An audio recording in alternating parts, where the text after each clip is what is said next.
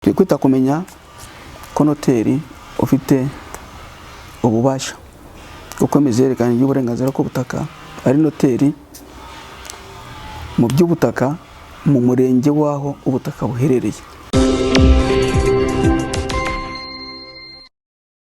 Bakunzi b'Urubanza TV, tubanje mbere na mbere kubasuhuza tubifuriza ibi byiza aho muherereye hose, ariko tunabishimira by'umwihariko uburyo mukomeje kudutera inkunga mu buryo butandukanye. Urubanza TV ni channel igamije kungurana ibitekerezo ku bibazo bijyanye n'amategeko duhura nabyo mu buzima bwa buri munsi.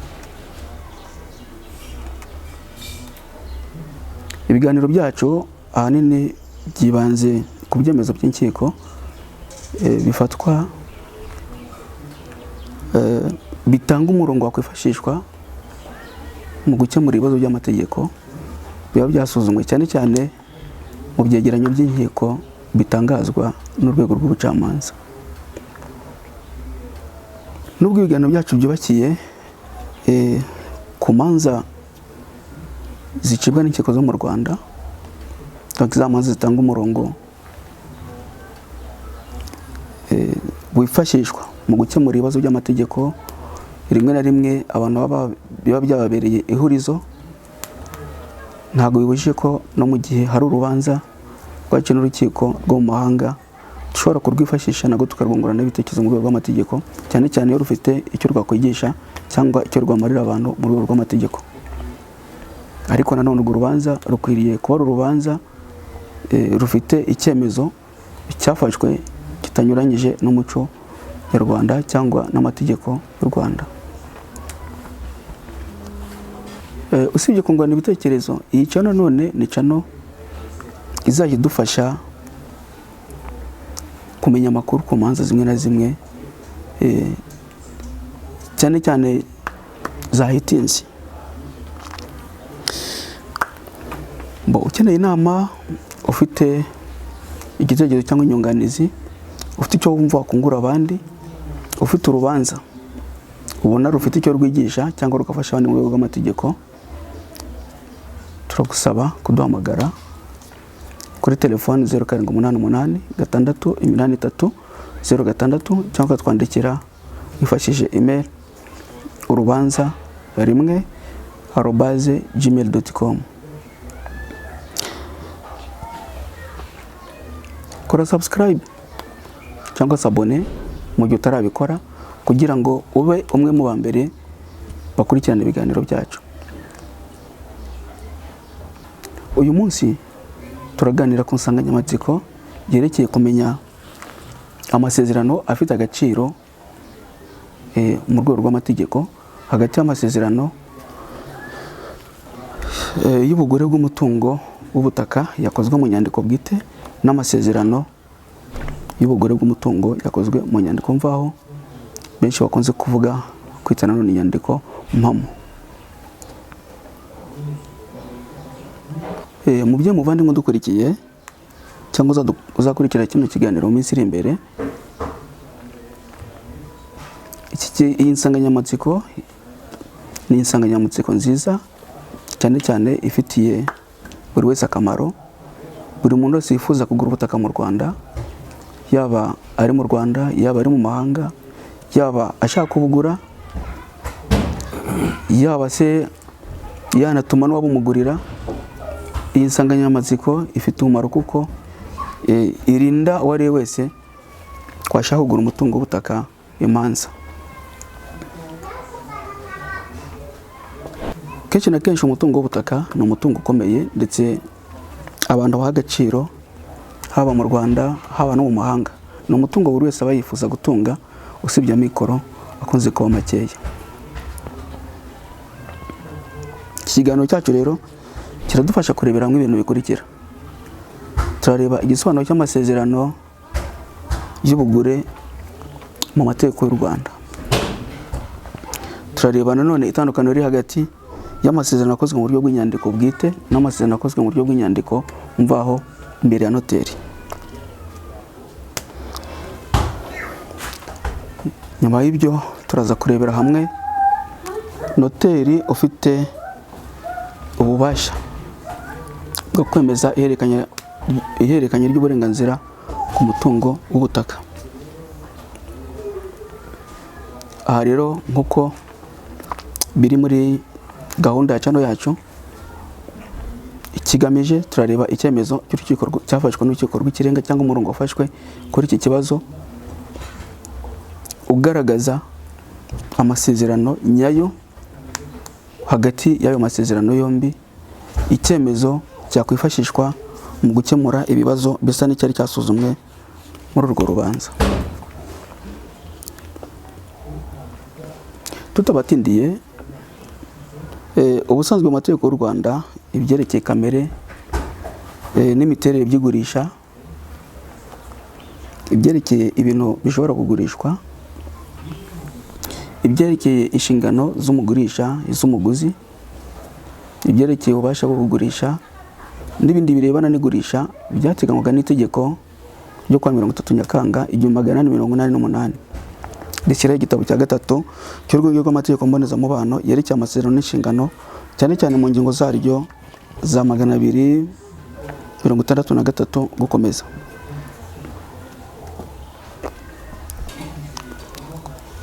Uyu munsi iri teka ryavanyweho, cyumvikane neza ryavanyweho, ntabwo mu mategeko y'u Rwanda rigikoreshwa, kuko hashyizweho itegeko nimero 020/2019 ryo kwa 22 Kanama 2019 rikuraho amategeko yose yashyizweho mbere y'itariki y'ubwigenge. Ni ukuvuga amategeko yashyizweho mu gihe cy'ubukoroni guhera mu mwaka w'1885 kugera ku itariki ya 2 Nyakanga 1962. Ngo ayo mategeko yose yavanyweho. Uyu munsi mu Rwanda bitewe n'uko nategeko rihari ritanga igisobanuro kigurisha, abanyamategeko mu gihe baburana, ndavuga ngo abavoka n'abacamanza mu gihe baca imanza, bifashishije inyandiko z'abahanga mu mategeko n'ingingo z'amategeko yo mu bindi bihugu, mu gihe ariko ibiyakubiyemo bitanyuranyije n'umuco nyarwanda cyangwa n'amategeko y'u Rwanda. Ubusanzwe abahanga mu mategeko bavuga ko igurisha ari amasezerano atuma yiyemeza gutanga ikintu na undi akishyura ikiguzi cyacyo. Aya masezerano bavuga ko ashobora gukorwa mu nyandiko bwite cyangwa akorwa mu nyandiko mvaho. Bakomeza bavuga ko igurisha riba ryuzuye hagati y'umuguzi n'umugurisha, hashingiye ku bwumvikane bwa bombi ku kintu no ku giciro cyacyo, kabone n'ubwo ikiguzi kitaba cyishyuwe cyangwa icyo kintu kitari cyatangwa. Uyu munsi iki gisobanuro tumaze kuba gitangwa n'abahanga mu by'amategeko, gitanga igisobanuro kijyanye cyerekeye igurisha mu mategeko y'u Rwanda, dusanga kidakwiye gushingirwaho. Ariko ku bijyanye n'ubugure bw'umutungo w'ubutaka, ahantu tumve neza, ntabwo iki gisobanuro gikwiriye kwitabwaho ku bijyanye n'ubugure bw'umutungo w'ubutaka. Impamvu nuko mu cyemezo cyafashwe n'urukiko rw'ikirenga hamaze kurebwa akamaro ubutaka bufitiye abanyarwanda, aya masezerano ashyizwe mu cyiciro cyihariye cy'amasezerano agomba kugira imihango yubahiriza kugira ngo agire agaciro. Ngo yavangwe mu cyiciro cy'amasezerano rusange ashyirwa mu cyiciro cy'amasezerano yihariye kugira ngo agire imihango yubahiriza kugira ngo agire agaciro. Ubusanzwe turabizi mbere uko hakorwa ibarura ry'ubutaka mu Rwanda, ntabwo wasangaga abantu bakora amasezerano y'ubugure bw'ubutaka haba mu nyandiko bwite cyangwa hari n'ababikoreraga imbere ya noteri, ariko akenshi bakoraga mu nyandiko bwite, ugura n'ugurisha bakandikira inyandiko bagasinyaho, ya nyandiko igatwarwa n'uwaguze, uzi gusinya akaba yasinyaho, utabizi akaba yatera igikomwe, aho biri ngombwa bagatera imbago.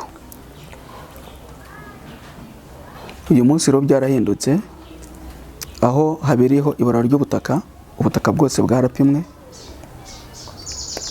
ntabwo bikiri ngombwa ko abantu bifashisha uburyo gakondo bwakorwaga ngo batere intambwe, batere imetero. Uyu munsi barakoresha ikoranabuhanga GPS. Tugusubiye inyuma gato ku bijyanye n'amasezerano y'ubugure bw'umutungo w'ubutaka, ubugure bw'umutungo utimukanwa ugizwe n'ubutaka, dusanga uko amategeko abiteganya, ibikorwa uyu munsi ko amasezerano agomba kubera imbere ya noteri ari byo bifite agaciro, cyane ko ari nako itegeko ryerekeye iyandikisha ry'ubutaka ribiteganya. Ingingo ya 34 y'iteka rya Minisitiri nimero 002/2008 ryo ku itariki ya mbere Mata 2008 rigena uburyanisha ry'ubutaka rikorwa, yumvikanisha mu nshamake kwiyerekanya rishingiye ku masezerano yo kwegurira undi uburenganzira ku mutungo w'ubutaka ridashobora gukorwa iyo amasezerano rishingiyeho atakozwe ku buryo bw'inyandiko y'umwimerere cyangwa y'inyandikomvaho. Bamwe bashobora kwita inyandiko y'umwimerere, abandi bakayita inyandikomvaho, cyose ntacyo bitwaye.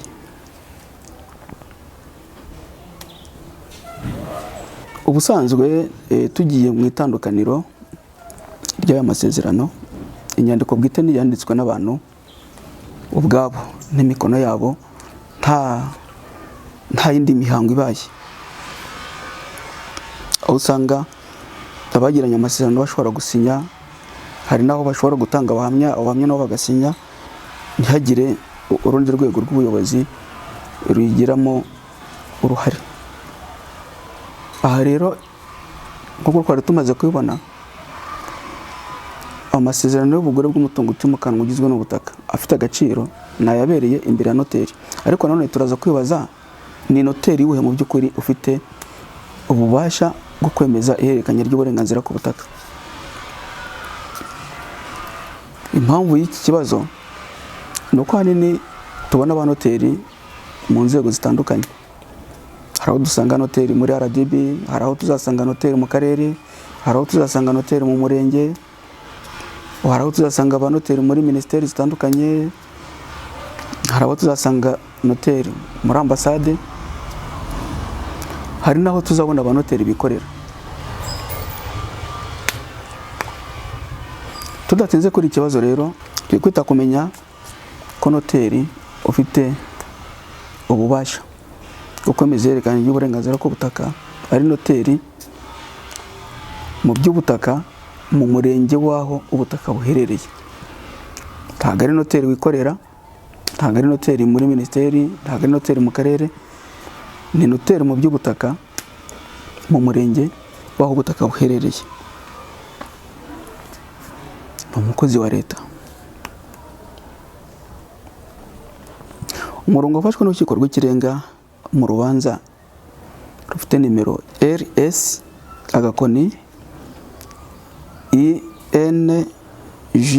INJUST agakoni RC 310 agakoni 2019 agakoni SC kwaciwe n'urukiko rw'ikirenga kuwa 25 Nzeri 2020, cyane mu gika cya 22 cy'uru rubanza dusanga noteri mu by'ubutaka mu murenge w'ubutaka buherereye ari ufite ububasha bwo kwemeza ihererekanya ry'uburenganzira ku mutungo w'ubutaka, kuko niwe usuzuma mu buryo butaziguye dosiye yujuje ibisabwa, hanyuma akemeza ubusabe nta wundi muntu biciyeho kuko usanga bigenda kuri ba noteri bikorera, aho umuntu ashobora kuza imbere ya noteri wikorera bagakora amasezerano, ariko n'ubundi amasezerano azongera kujya kandi n'ubundi bazongera kujya imbere ya noteri mu by'ubutaka mu murenge wa bwa butaka buherereye. Aha rero usanga uyu noteri niwe ufite ububasha, kuko we nta n'uwacaho wundi wahita byemeza, yamara kwemeza ryahererekanya dosiye akayohereza mu karere nabo bagasuzuma ko ibyo yaboherereje cyuzuye.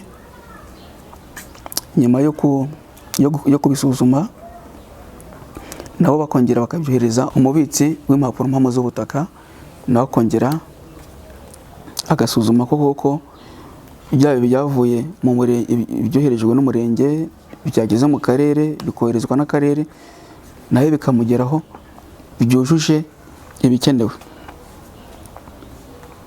Iyo rero amaze gucekinga, amaze kureba ko ibisabwa nta kibazo cyujuje, dosiye yujuje ibyangombwa cyangwa cy'ubutaka gishobora gutangwa binyuze muri system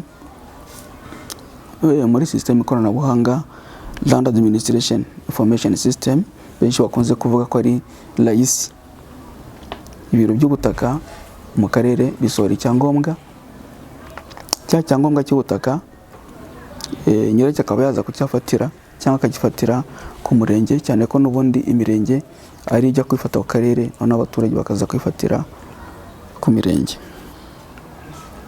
Nk'abanyamategeko, uyu murongo wafashwe n'urukiko rw'ikirenga tubona mu by'ukuri ari umurongo mwiza, kuko n'umurongo uca uburiganya bwinshi. Harimo na za banki lambert zakundaga gukorwa, abantu bakajya kwikora amasezerano y'ubugure ko baguze ubutaka, kandi mu by'ukuri batabuguze, ahubwo umuntu wamuhaye nka miliyoni imwe, ariko bitewe n'icyo bise bakunze kwita banki lambert mu gihugu cyose abantu barabizi, ugasanga bwa butaka ya miliyoni imwe bamuhaye yitiriye ko iguze ubutaka bwa miliyoni 10 cyangwa iguze ubutaka bwa miliyoni 8, ariko bitewe n'iyi gahunda n'uyu murongo watanzwe, birumvikana ko bandi bajyaga bagenda bakerera bagakora amasezerano bishe y'amasezerano ndetse akazabyara imanza. Uyu munsi ntabwo bapfa kubikinisha, kuko umuntu wiyangaje afashe ayo mafaranga uvuga ngo nagera imbere ya noteri mu by'ubutaka mu murenge akemeza ihererekanya, bizaba birangira bwa butaka bazaba butwaye kuri miliyoni 1. Birumvikana neza rero ko nta muntu apfa gufata ubutaka bwa miliyoni 10 cyangwa 20 ngo ajye kubutanga kuri miliyoni 1 cyangwa miliyoni 2. Ariko mbere byakorwaga, ndetse ugasanga bikure n'imanza, yewe ugasanga bikure n'igihombo, aho wasangaga hari n'abatakaje ubutaka bwabo mu buryo nk'ubwo ngubwo. Nubwo ntabyera ngo dusanga hari imbogamizi zigiye ari mu mitangirwe ya serivisi zijyanye n'ihererekanya ry'uburenganzira ku butaka. Izo mbogamizi nta zindi ni uko ba noteri mu by'ubutaka mu mirenge ntabwo bakora mu minsi y'ikiruhuko cyangwa mu minsi ya weekend. Ibi rero usanga nabyo bigiteje ikibazo,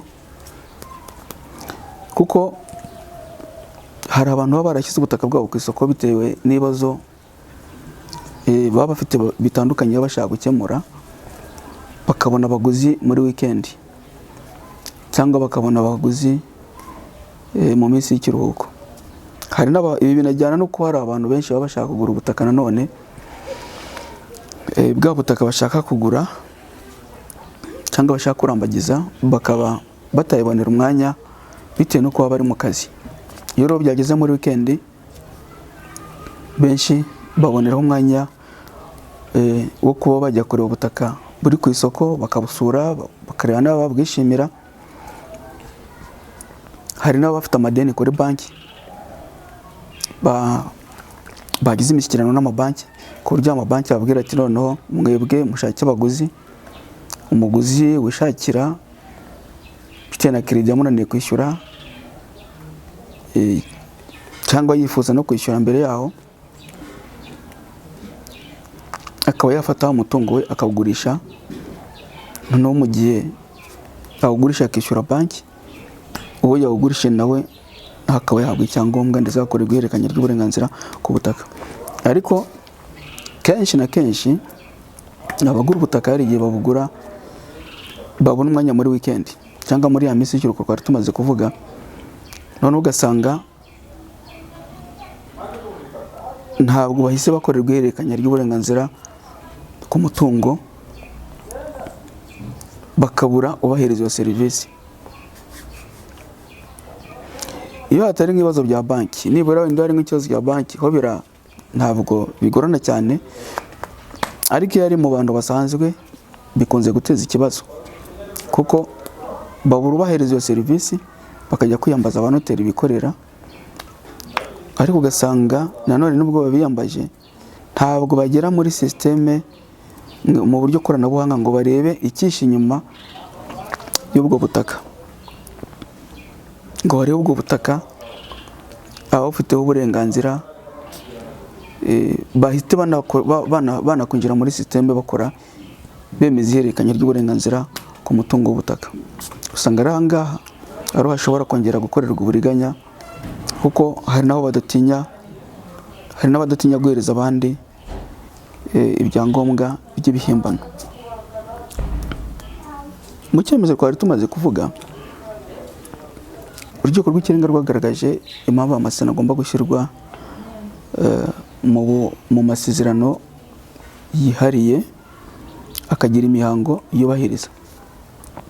Uyu murongo rero waje ari umurongo usimbura undi murongo rero ufashwe mu byemezo bitandukanye, aho urukiko rw'ikirenga rwagiye ruha agaciro amasezerano y'ubugure bw'umutungo utimukanwa yakozwe mu nyandiko bwite. Mu manza zitandukanye, amasezerano yakozwe hagati y'abantu mu nyandiko bwite yagiye ahabwa agaciro, ku buryo twafata urugero rw'urubanza RCAA 0003 agakoni 13 agakoni